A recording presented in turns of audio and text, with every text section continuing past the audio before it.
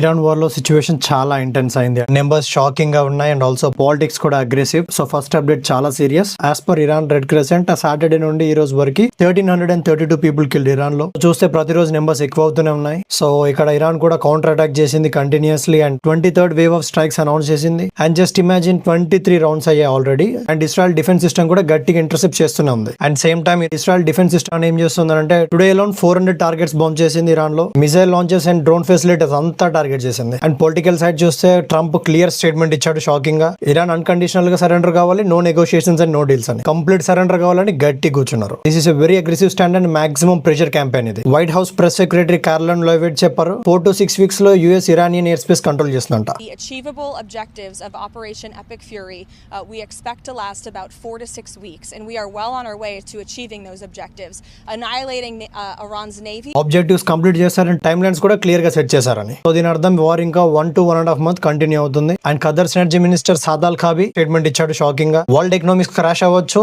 Gulf countries production shut down చేస్తే weeks లో అని. సో ఇక్కడ గ్లోబల్ ఎకనామిక్స్ కొలాప్స్ రిస్క్ ఉంది and oil gas supply completely affected. And Lebanon side చూస్తే tragedy 4 days లో lakhs of people country వదిలి వెళ్ళిపోయారు. And till now 217 killed and 798 injured. And Hezbollah rockets fire చేస్తుంది response గా. Full scale crisis ఉంది. Every angle చాలా serious and updates continue చేద్దాం. And don't forget to follow my page for more updates.